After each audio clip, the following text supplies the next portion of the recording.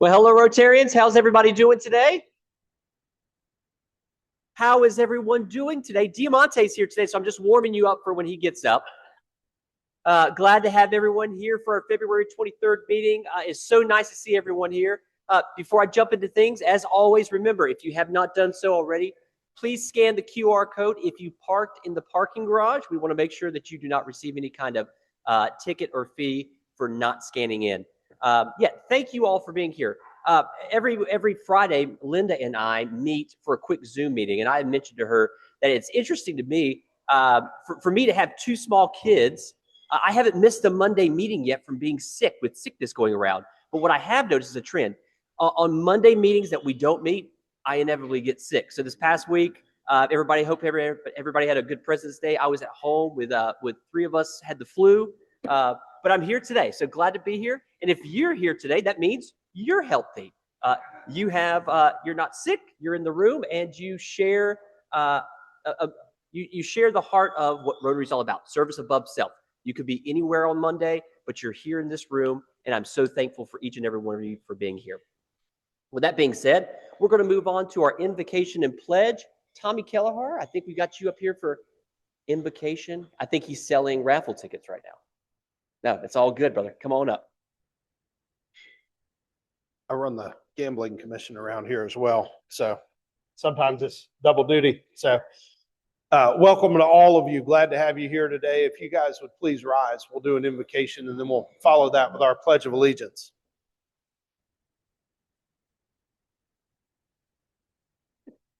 Lord, let us take a moment to center ourselves and to be grateful. Thank you for this day, for the chance to gather as friends and colleagues. May our time together be filled with purpose, kindness, and open hearts. Guide our conversations so that they inspire positive action and service. Help us to see the needs of those around us and to give us the strength to make a difference. May we leave here encouraged and ready to serve our communities with joy. Amen.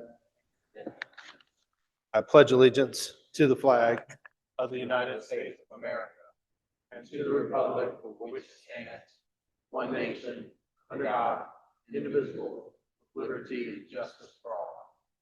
For beautiful forsaken skies, forever waves of grain, for purple mountains and above the fruited plain. America, America, God shed his grace on thee, and round thy good brother, from sea to shining sea. R-O-T-A-R-Y, that spells Rotary. For those of you that have not gotten in on today's hot raffle, feel free to come on up front and grab some tickets. They're flying off the shelf today. Yeah, Tommy was saying there was a big pot over there, so please make sure if you haven't done so already, please do. All right, man, I'm telling you that as the year goes on, our singing's getting better. I really do think for Tommy's year, we could do a Christmas caroling as the Rotary Club of Raleigh. No? Okay. All right. Maybe Jennifer's year. There we go. Yeah, then we'll do that. All right, my favorite part of this whole thing is getting to introduce and meet our guests. So, Jennifer, we're going to have you come up, introduce our guests. If you are new, just introduce yourself, your name, what you do, what brings you to Rotary. And before we do that, a quick round of applause to have our fellow Rotarian back, Patty Rooney. So glad that you're here, sir. Very happy to have him back. I know he said he was doing some speech therapy. I asked him if his speech therapist could fix his British accent, but he said it's too far gone. But anyways, here, Jennifer, thank you so much. All right, we'll start over here. If you can tell us who you are, what you do. Hello, I am Annalisa Call. I'm the Director of Major Gifts for the Wake Med Foundation. I'm new to the area. I moved back here in June. I had gone to St. Mary's to school and to NC State for school, worked for the Methodist Home for Children, and did a 20-year lap to get back here. And I'm just really excited. Mary invited me as I'm getting introduced to the community. So thank you. You have something on your lip so you can.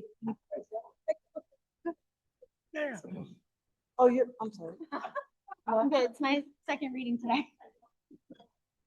I'm the worst at this job. Hello, everybody. My name is Nick Bunn. I'm with All American Relocation in Raleigh, North Carolina. We are a local moving business doing commercial and residential moves, as well as storage and logistics and distribution. And Weston is actually the one that invited me today, so I genuinely appreciate the opportunity to meet you guys. Okay, we're gonna go right here. So it will be second reading today. Not a second reading today. You can go ahead and thank you. Hello, everyone. Thank you for having me this afternoon. I'm Catherine Ross. I'm the CEO at Greengate AI and Chuck Leedy's daughter. And I develop artificial intelligence data centers globally. And I am always very happy to be back here at home in Raleigh and grateful for the invite this afternoon.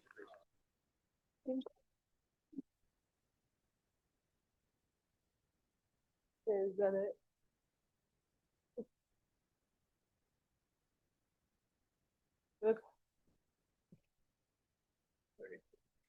All right, thank you so much to all of our guests for being here. I hope that today, during our meeting, you find a little bit about what the Heart of Rotary is all about, what Rotary International as a whole does, but as well as what our club is passionate about and how we're engaging our community. Service above self is our motto. And so if that resonates with you, I hope that you would find me or DeMonte after the meeting to learn more about what does membership in the Rotary Club of Raleigh look like. All right, moving on, we've got Richard for a quick service update. Our upcoming president nominee, I got him right as he was eating. Sorry, Richard. Come on up, brother. Hey, folks, Richard Abrett filling in for Kevin, our service chair. So in March, we are working with Zach's Toy Chest for our service project. Those of you who are not familiar with Zach's Toy Chest, it is a local nonprofit that provides toys for children battling cancer and other critical illnesses. Now, this is not a seasonal thing. This is a year-round thing. Because if you can imagine, these kids need another distraction besides getting treatment for cancer. So what we're doing at our next meeting is I'd like for every Rotarian to bring at least one book bag, just a standard book bag, nothing North Face or anything crazy, just a standard book bag you might find at Walmart or Target. Bring two maybe, they're only about 10 or 12 bucks a piece. And the executive director, Holly Schwab, is going to speak next week, and she's going to bring a bunch of toys, and we're going to fill these backpacks with these toys. So it's a in-person service project to get here from the executive director, and we get to make a real impact in this community. What I really like personally about Zach's Toy Chest is not only it's year-round, but it's very intentional. When I say that, I have a 17-year-old daughter. God forbid if she was being treated at cancer, if she was given a race car, she might not find that much, she would appreciate it, but might not find amusement or joy in it. So they're very customizable. They make sure they give age-appropriate gifts. It's a wonderful organization. Holly's a great lady. I've known her about 10 years. She has a personal story to share. So again, the assignment, bring a book bag or two. They'll bring the toys. We'll fill them up. It's a great service project, and I'm looking forward to all you hearing Holly's story next week. Thank you. Thank you so much, Richard. Yeah, appreciate that. Especially with us doing an in-person service project next week, the service project will only be successful if we all participate and bring a book bag. So we're not asking to bring toys, just bring the book bag. They'll have everything else. Make that sure that's your assignment.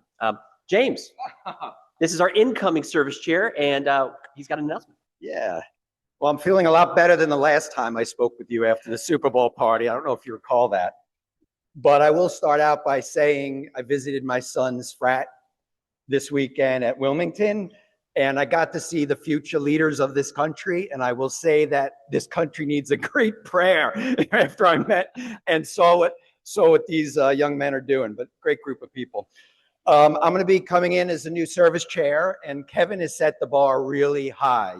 So I can use your help. I'm going to be looking for committee members. Linda is going to be sending out an email asking for people who want to get involved. And if you applied to the foundation for a grant, Randy put in on the application, is there an opportunity to do service? So what a great opportunity, not only to have gotten grant from the money from the foundation, but also to put a service project around it and draw even more attention to it. So there'll be more to come on that, but I'll look forward to seeing as many of you on the committee as possible. Thanks. Thank you. Thanks so much, James. Appreciate that. All righty. Moving on, we've got Diamante with a membership update. Come on up, Diamante.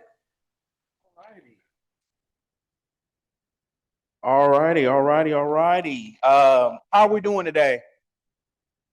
There we go. Let me hear it one more time. How are we doing today? There we go. You guys just don't know how much I miss your lovely faces. I just want to say really quick before I introduce new members up here today, I want to say I'm really thankful to be a part of this club. There's a special energy that when I come in, you guys give me. And I want to say to every last one of you that I'm very thankful to have you. I'm very, very thankful to know every last one of you. And I look forward and I'm very appreciative to be a part of this club, because with this club, all things are possible. So I just want to say that. For membership, so you guys, I love getting our new members. So the first person we want to bring up here is Madison Guerrera. And then we want to bring up Charles Bailey. And then we want to bring up my brother, Corey Fuse. Come on, bro. He like, what we got to do? You good. All right. So, Maddie, I want to just ask you a really quick question. I know you introduced yourself last week to the club and everything, but what is your why for joining Rotary? Yeah, thank you for the introduction, Diamante. I will say I didn't prepare anything. I'm just going to speak from the heart. My why is Rotary was sort of thrust into my lap very gratefully. I've been searching for a way to give back to my community and to be a part of something bigger than me. I've always had a heart for service, but didn't really know where to start as a younger individual. Where do you start? So I'm very thankful to be here to have a place to start. All righty. Appreciate it. All righty. So next thing we want to do is we got a blue badge. All righty, Charles. Thank you. As much as you've done. But basically, Jennifer, you want to come on up here. Come on up here. I got to read this. I know, right? Really quick. As exciting news, Charles, you were approved today by the members of the Board of Club to hold active membership of the Rotary Club of Raleigh. You express your willingness to become a Rotarian at your introduction ceremony and pledge to abide by the principles, responsibilities, and obligations of the Rotary in your personal and professional life. Upon your induction, you receive your red badge and embark upon the path of accomplishing the requirements established by this club for you to receive your blue badge. This included new member orientation, participating in club service projects, and attending club board meetings, and among other tasks. Yeah, definitely among that. These steps to your blue badge were established to help you get to know this club, its members, its administrative organization, and for the members of this club to get to know you also. So can you hand me your red badge? Congratulations, Charles. You have successfully completed all of these requirements. So guys, let's give him a round of applause real quick. All righty, man. You can take a seat. And man, this is gonna make me. With that being said, you guys, we're also bringing back one of our own fellow Rotarians. He's like a big brother to me. If it wasn't for this man, I promise you guys, he showed me so much about Rotary, and I love this brother so much. Corey Fuse, he is now a lobbyist, successful lobbyist. This is right here, part of the club. All things are possible. He's been a part of our Rotary Club, for almost, 6, 7 years or something like that? More than that? 10. Oh, my bad, bro. My bad. Sir, he served on the board, new membership. New generation. He's even served on our board recently as an at-large board member. But really quick, I want to do something really different. Corey, what is your reason for coming back to Rotary? Putting me on the spot, Yeah. but I just want to appreciate everybody in the club. Rotary means everything to me. I've been in the club 10 years, met so many great people. Some of my best friends are a part of this club. A lot of my mentors are part of this club. When I started my journey, I told everybody I wanted to get into government affairs. Everybody in the club supported me. Even shout out to Mary Moss. Without her, she helped me get my first internship at McGuire Woods. She wrote me a great recommendation letter, and everybody else in the club supported me along the way and connected me with people. And that's what Rotary is all about. It's a big family.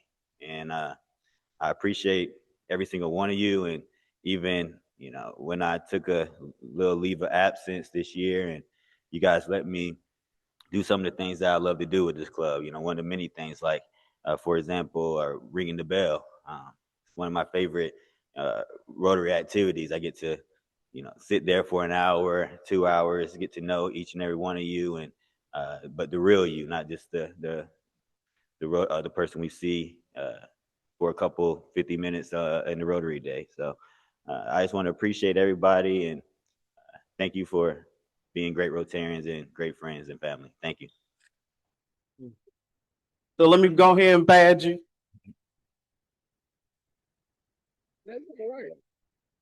All righty. Everybody give Corey a round of applause. All righty. Oh, what we got? Oh, yeah. Whiskey Kitchen report. Man, that was a ball. I had a great time with everybody. Loved it.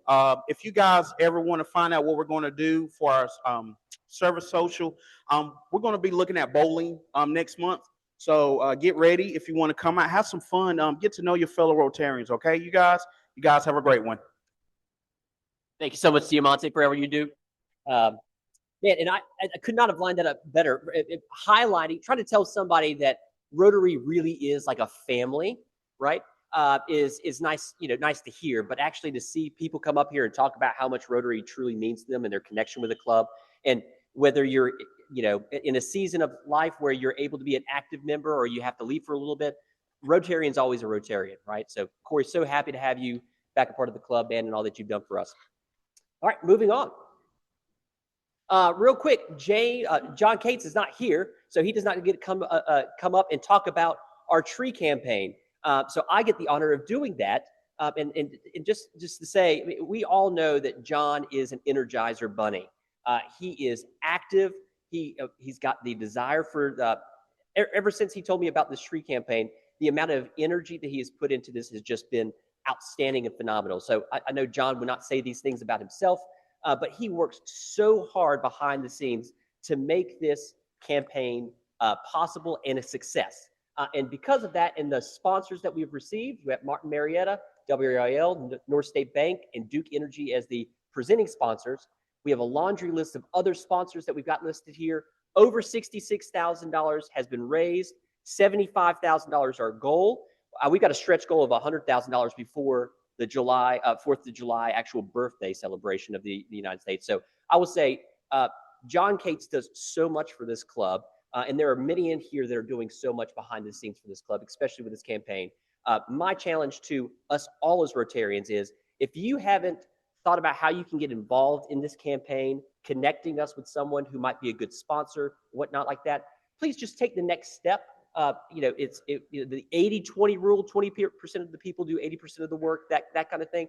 I would say with this, I mean, that's definitely what John Cates is doing. He is actively calling me twice a week about the tree campaign and trying to figure out how we can actively get more involved and connected in our community and get more sponsored. So all that being said, thank you to all of our sponsors who have given financially, as well as through their efforts of connecting us with people in the community. And like I said, just a challenge to everyone in this club. If you haven't gotten involved with the tree campaign yet, please do so. Reach out to John Cates, reach out to one of your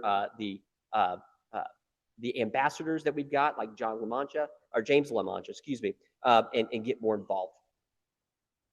And then just tell John thank you next time you see him, because he does such a good job. Birthdays and anniversaries. We have Valerie Evans on the 25th, Bill McLaurin on the 27th, and Mark Blake on the 28th for birthdays. Happy birthday to you guys. And anniversaries, we have Cindy and David Roberts on the 23rd. So happy anniversary to you all as well. Next, upcoming meetings. We've got a nice swat of meetings coming up. As Richard highlighted, next week, Holly Schwab's with Zach Toy Chest is going to be here. She's going to be telling her story, a little bit about Zach's Toy Chest, and we are actively going to do a service project during the meeting. So again, bring a book bag to next week's meeting.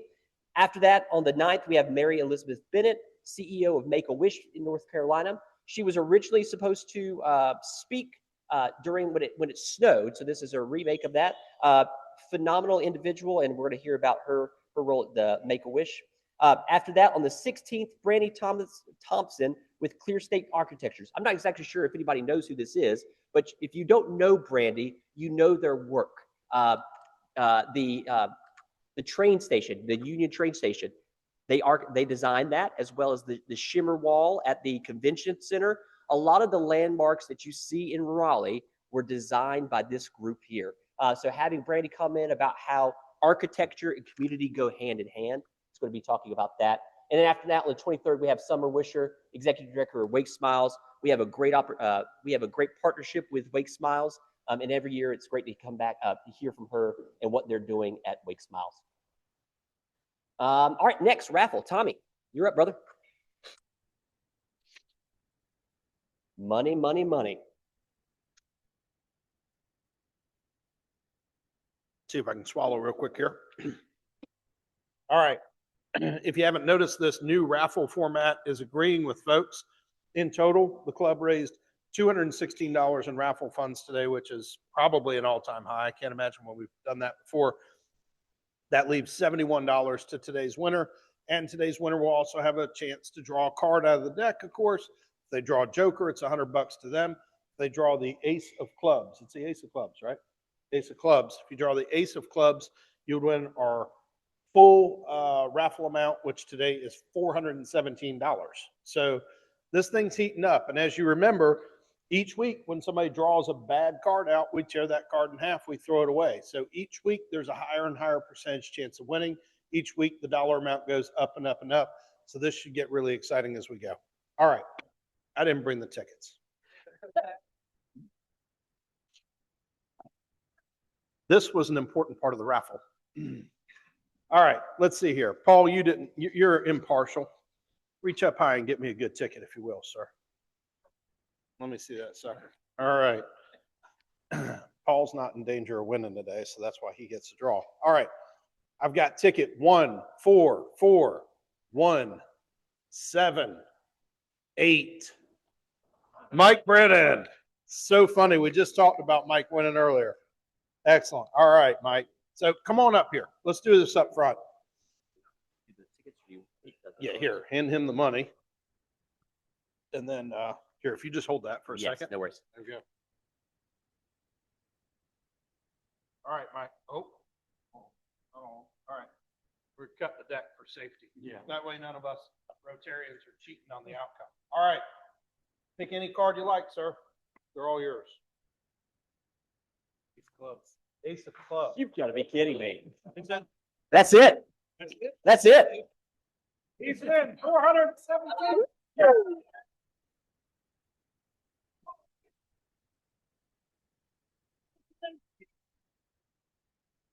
What the heck?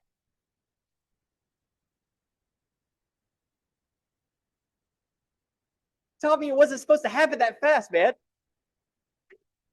Congratulations, Mike Brennan, brother. Wow. So I'm assuming we're going to get another deck of cards. Okay. All right.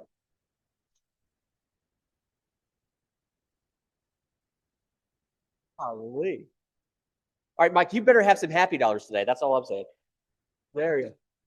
All right. Where did I put the there it is. All right. Moving on to our happy dollars. Charlie, there's got to be some happy dollars in the room. There's a lot of sports happened this past weekend. I'm going to start off $5. I know we got some Michigan fans in here. I'm a Duke Blue Devils. No matter who the winner was, it was Duke.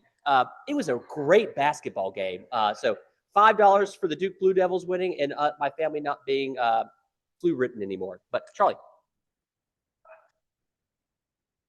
$5 for the Duke Blue Devils. Thank you, here, President Harrison. All right. How about those Tar Heels? Any Tar Heels over here? Yeah. Oh, I'll set Terry up. Thank you, Terry. I ain't got no money. Oh, okay. See, here we go. Okay. Thank you. Go for the Heels. Dave. Yes, I've got two. First off, everybody was talking about a game that was happening Tuesday, but I didn't even see a game.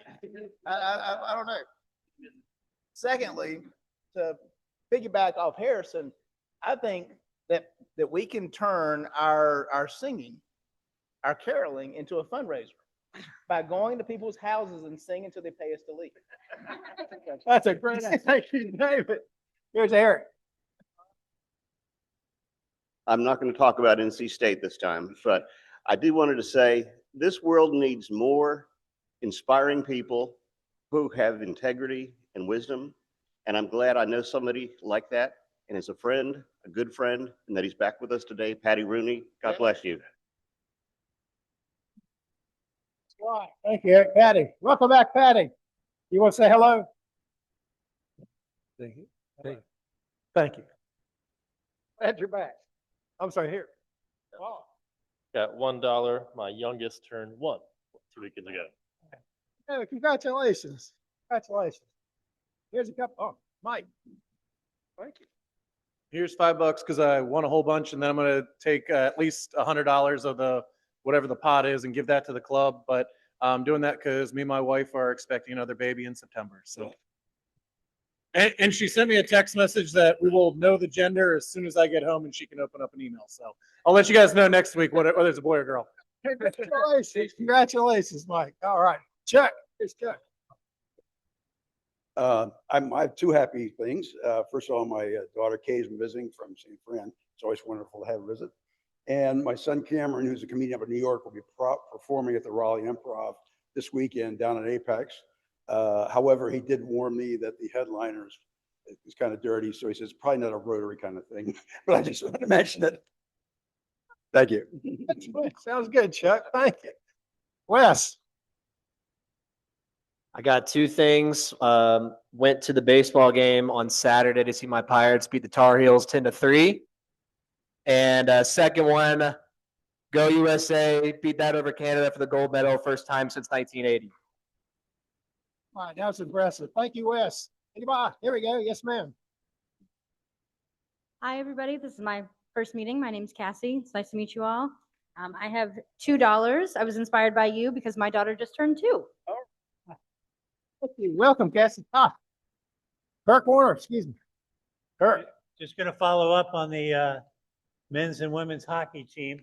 There's only a few of us here that were alive for all 3 of the U.S. gold hockey wins. That's right. In 1960. That's right. Thank you, Kirk. Oh, excuse me. I'm sorry. All right. Thanks, everybody. Thank you, President Harrison. Thank you, Charlie. Appreciate that. All right, now we're moving on to our featured presentation today. We are honored to have Jason Deshayes with Cerity Partners here today to speak to us. And to introduce him, we are going to have Maddie Chastain come up and introduce someone she works closely with. You. Hi, everybody. It's good to see you guys. I feel like it's been forever since we've met. We had weather and holidays, and now we're back. So it's so good to see you guys again. As Harrison said, I have the honor of introducing Jason Deshayes. I'll give you a brief summary of his life and accomplishments, and then I will get out of the way so you can hear from him. So Jason is the co-practice leader, partner, and wealth advisor in the Raleigh office of Cerity Partners, where he is my boss. So make me look good, okay? Yeah, it's gonna be really good. And he currently, so he's a financial advisor. So he's a CFP, he's a CPA, and he's a CKA, which is a certified kingdom advisor. So he has 1,000 letters after his name. And he currently helps clients navigate the complexities of life, money, generosity.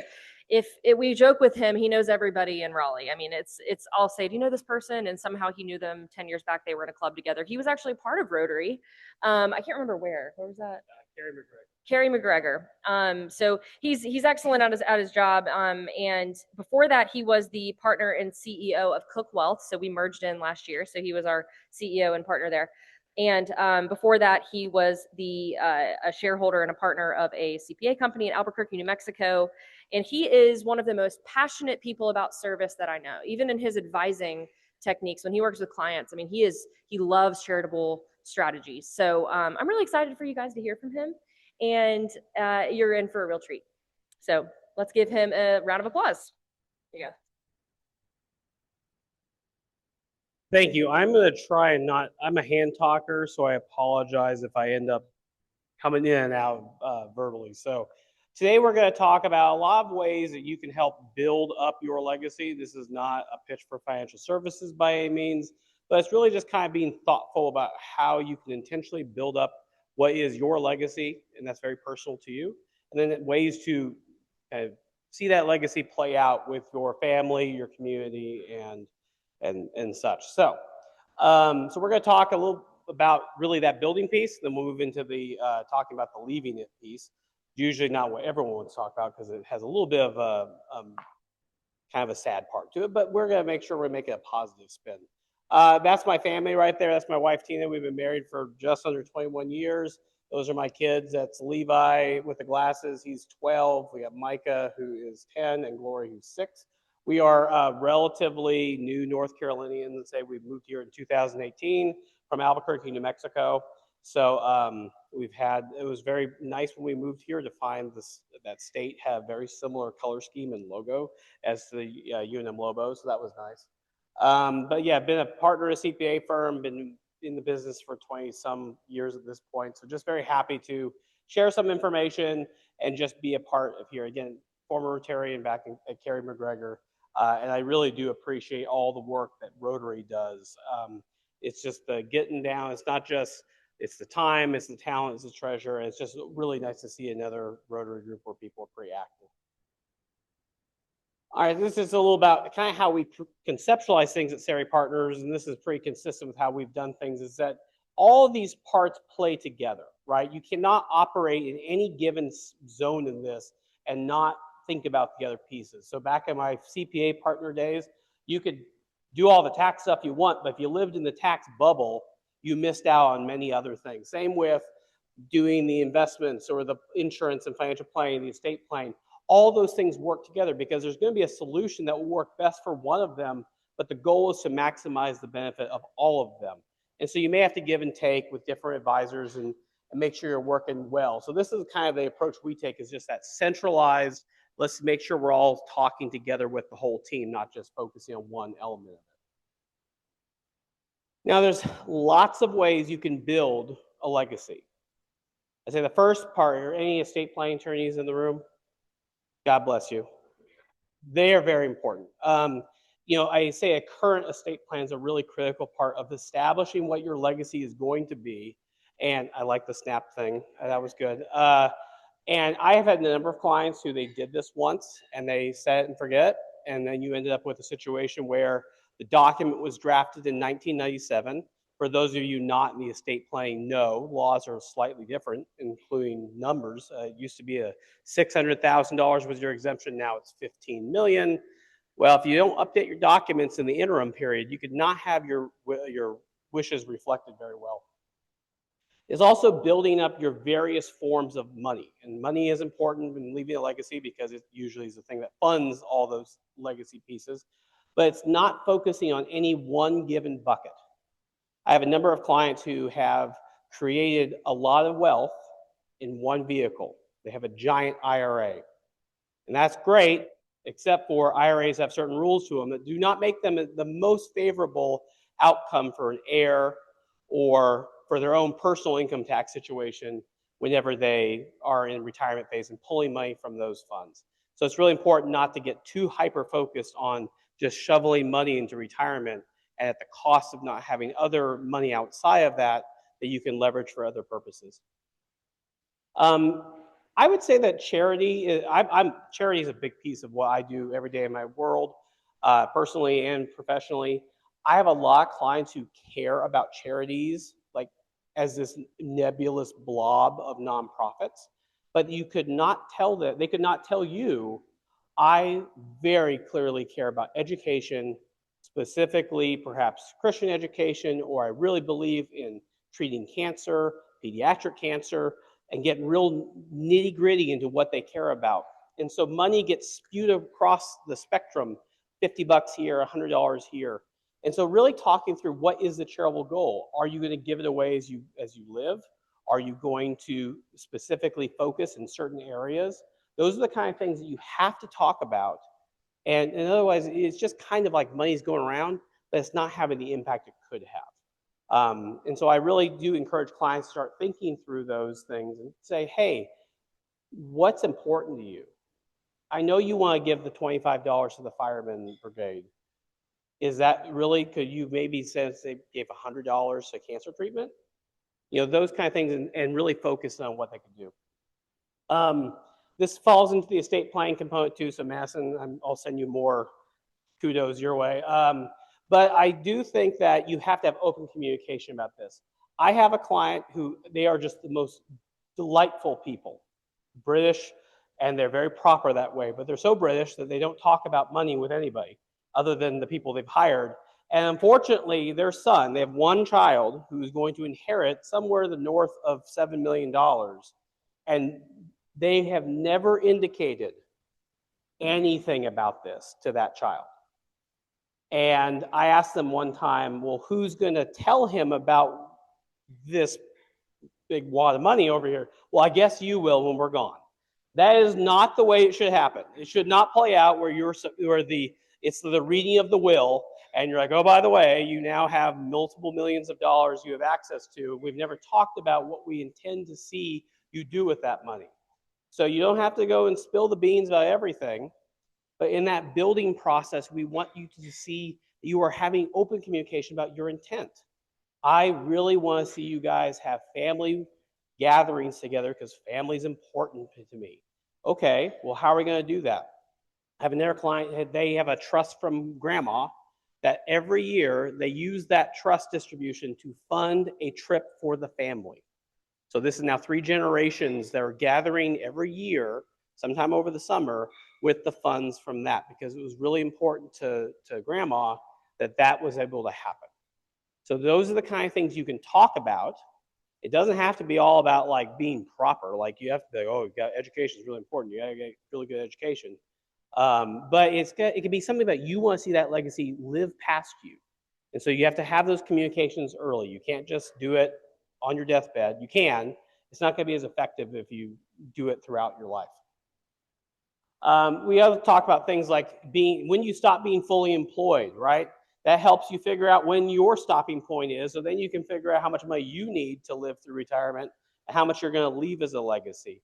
Those are all those kind of communications that we have to have with family, with your spouse, with your financial advisor. Just make sure you have the right bandwidth to get you through there and not working until you're 85 because you haven't saved appropriately for that. If you have a business, having that same out plan for your business.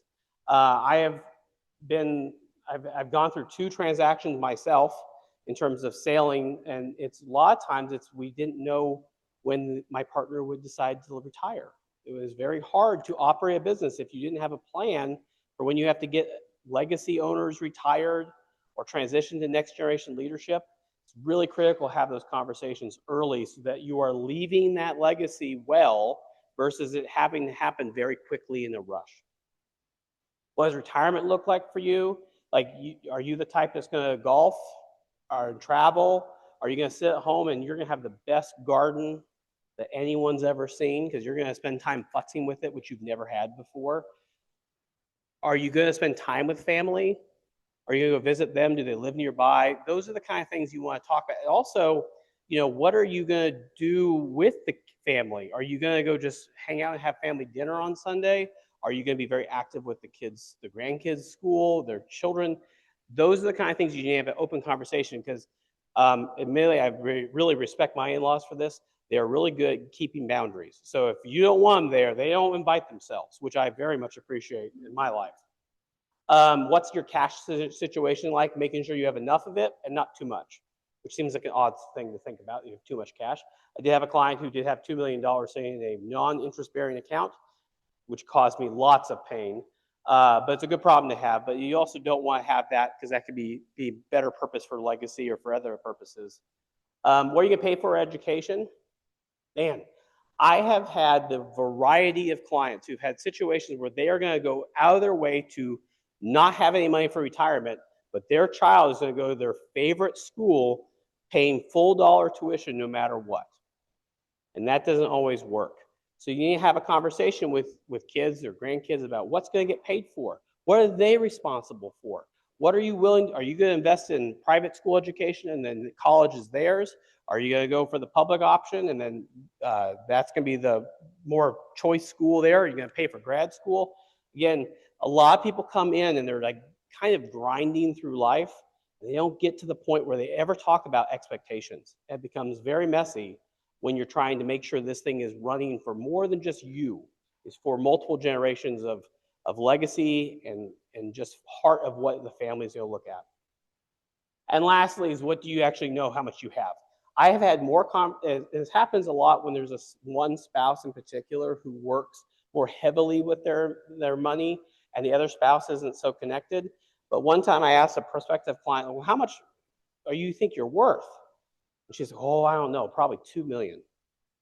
Then the husband who did all the work sent me the spreadsheet, somewhere north of 5. So big disparity there between what's the family know about the family situation and how much information you're going to share there. On the alternative, I have another client who has family meetings where big part of their legacy with the family is that the daughters are very fully intertwined in what's going on with the family's money. So they have a quarterly thing. He's a professor, so he's got data and he's got a spreadsheet he brings out and he prints them out, copy for them, and it's very thoughtful. It's got all if you need to go call someone, go in this order in terms of a notifying for death. We know these are where the passwords are and this is where everything is. It's very clear for them that they want knowledge and the understanding of an easy process is very important for their family. So when I mentioned about different buckets and positioning where you don't want to have everything dumped into one type of asset, there's 3 kind of buckets here I've got listed. We've got our tax deductible kind of stuff. That's the traditional IRAs, 401ks, where money is tax deductible now, grows inside the vehicle, and on the outside, you get taxed on it. Very common for people to have large balances in this because this is what retirement accounts are usually funded by. And also if they've got matches or other profit sharing, this just gets to be a large number. However, in retirement, you can have large numbers. Like I said, I've got a client who has a $12 million IRA. The RMD on that puts him in the highest tax bracket annually. So every year when he starts on January 1st, he is going to be in the 37% tax bracket no matter what he does. So not his intent to end up having to pay for the rest of his life the highest amount of tax, but that's the situation he found himself in. Roth IRA is non-deductible going in, but free coming out. Everyone loves their Roth. Hard to get money in Roth. It's been more flexible lately because they've changed some rules on it, but they also 401ks, if you're employed still, they now have the ability to contribute Roth dollars through that. So there's ways to help build up that free bucket over time. And the last one is a brokerage account. It's a non-qualified account, which means it's money you can get access to whenever you need it. It grows. If you sell things within it, you pay capital gains rates, which are generally more preferential. You also have no restrictions on that money in terms of you can sell it when you feel like it. These top two, the traditional and Roth IRAs, are really about retirement money. So you got to be 59 and a half to really get access to it, where that non-retirement account can be whenever you feel like it. So if you are about to embark on buying a second residence, you can get the money for that out of there without penalty like the first two buckets do if you're younger. So this is where you got a nice have a mix here. We can pull levers, different choices, optionality, which is a big thing for me, is just having choices so I can live the life I want to and have the legacy I want, because I don't just have a one-trick pony I can work off. I love goals. I love SMART goals. For those of you who don't know what a SMART goal is, it means it's got to be specific. It means you got to actually be able to identify what you're doing. Measurable, which is how you can tell if you're progressing on said goal. Achievable, you can actually physically do it. Relevant, does it apply to the big picture? And time bound, which means you have some time period of which you're going to execute this. A lot of times people say, well, I want to lose weight. Well, that's great. How much are you going to lose? How much time are you going to give for it? How are you going to even do it?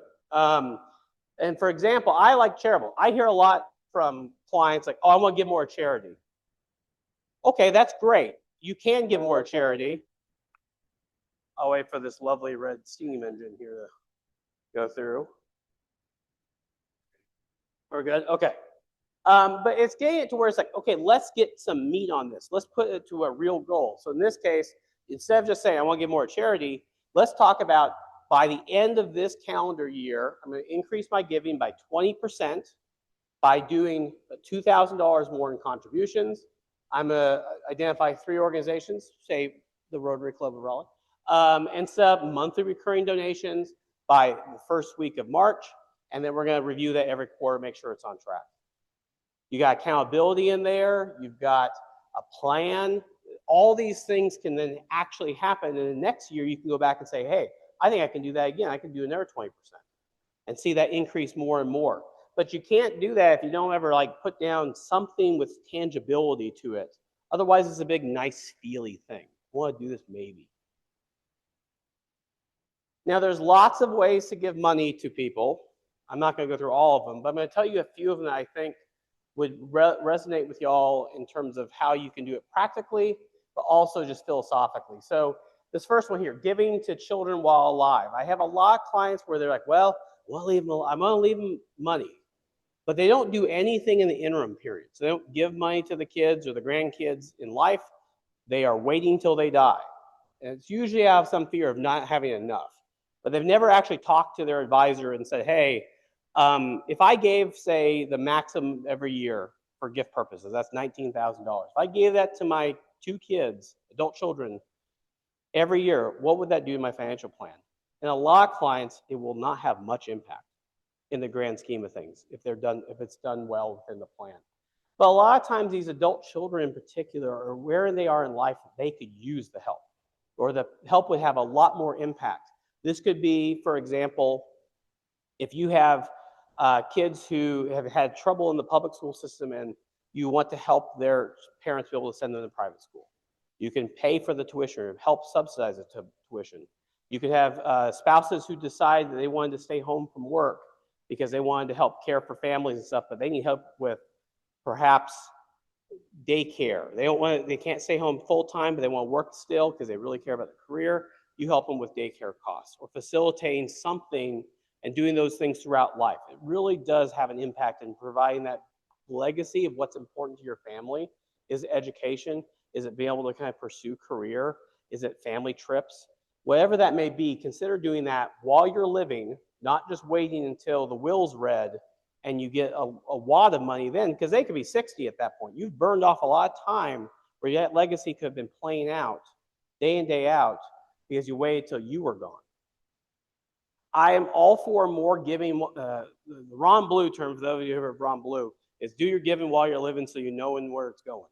I think it's really critical to be looking at charitable gifts more in life than just wads of money when you die.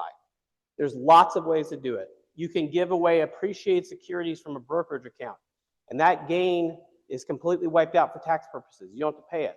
So if you were real smart and bought NVIDIA back in March of 2020 for real cheap and it's worth 38,000% more than it used to be, you can give that share away to charity. They get all the money from the sale and no one pays tax on it. That's really impactful, especially if you happen to have been very fortunate in having maybe some concentrated stock positions because you bought things early and you've just been holding them for decades and they just have gain in them. It's a great way of kind of risk diversifying while you're doing a charitable piece in the same time.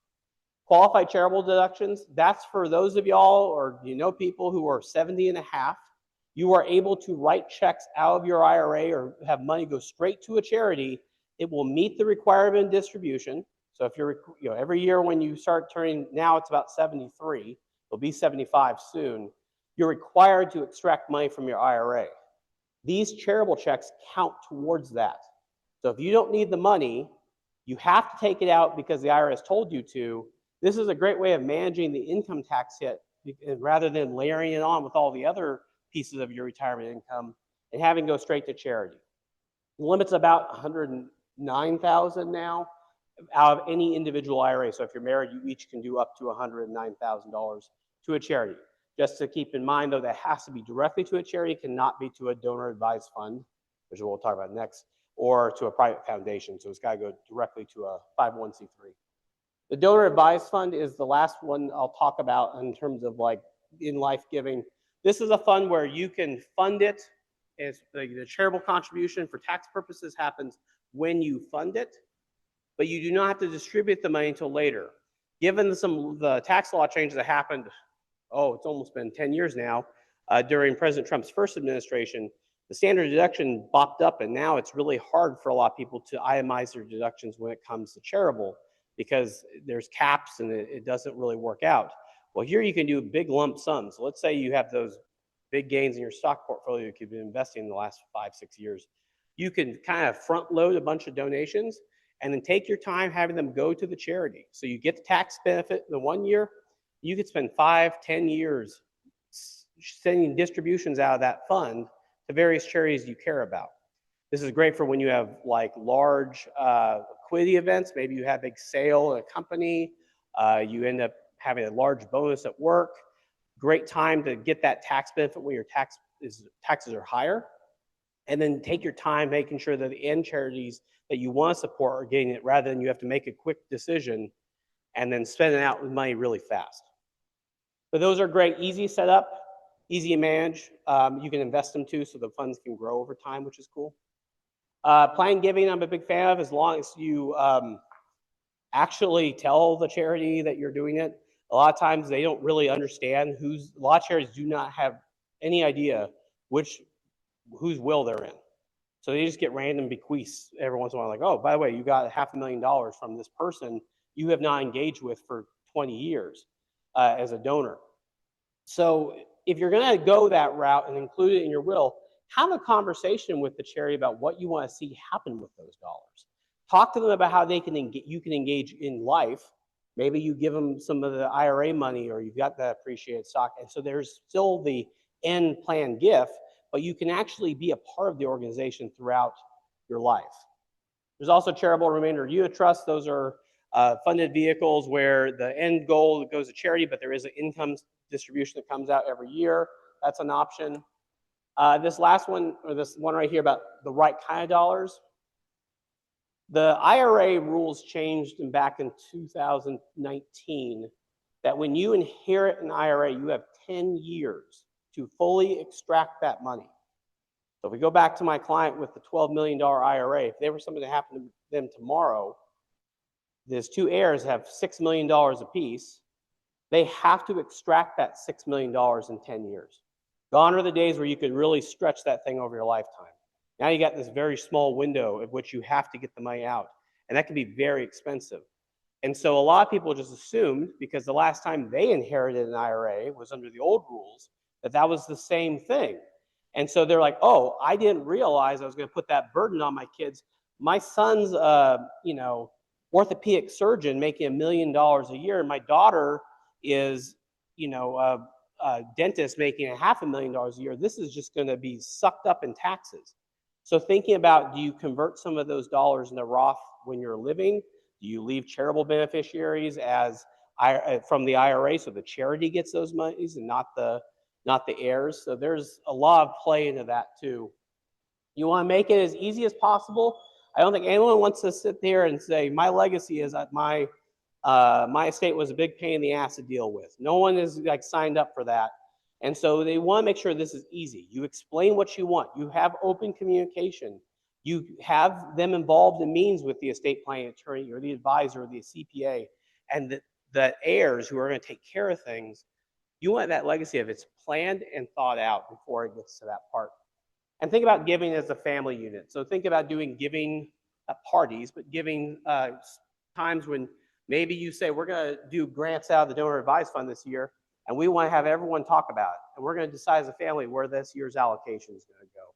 And this is a great way to get kids and grandkids involved in this, get them tied to the same things you care about. What's wonderful about Rotary is it's a wonderful multi-generational nonprofit if you get them involved. If you don't, then it's going to die with you. And I don't think anyone wants to see that happen. So this is another example of a financial gift. I'll get these slides. We all have the slides. But again, define what you want to do. If you want to give gifts to family and life, write it down, execute it, and make sure it happens every year. Have someone be accountable to you, whether it's your accountant, your attorney, your financial advisor. Have them actually sit and check with you. Did you do the gift this year? Oh, I didn't. Well, let me help. Can I help you? Can I make sure this gets done? What's the best way for the kids to receive the money? That's the plan, right? Be that accountability source. Last bits, and I'll wrap up. No progress is ever made without action. So if you don't do anything, nothing will change. Please just do something. Whether it's call the estate planning attorney and update the will and the trust.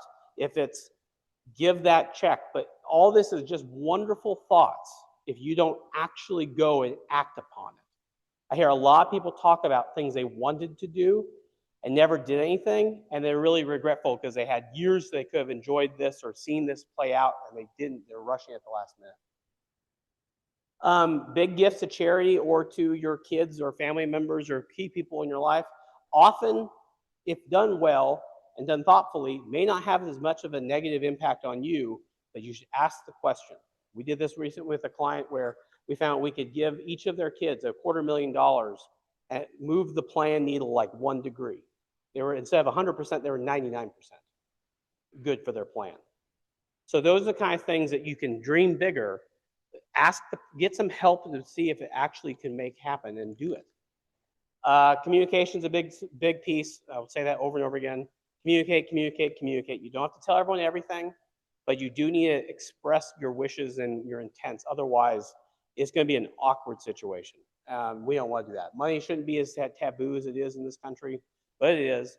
But please be more open with talking about those things. And a lot of times, the longer time horizon, the more you can see this play out, the easier some of these different plans are. You got 20 years to figure something out. You got 20 years. You got a great time. It can be a nice, easy ride. You got 5, it can be a little harder. And we don't know when God's going to call us back. So you could walk out there and get hit by a train. So if the longer you give yourself time to play these things out, the easier it is for your legacy to come to fruition. Well, that's all I've got. I'm happy to answer any questions. I'll stick around for a little bit afterwards too if anyone has anything particular. Thank you, Jason. Do we have any questions for Jason? Yes, sir. Yes.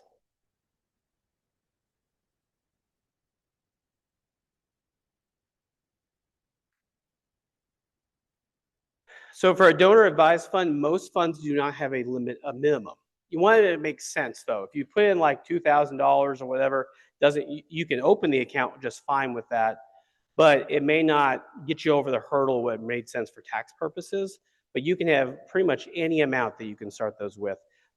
Depending on who is the custodian for those, you have different options on the ability to invest those funds. So generally, if it's a smaller amount, you can put it in cash. You get to a certain amount, maybe like $100,000 is usually like 3 investment mixes they'll do. And above that, you can have more custom investment plans. Yes.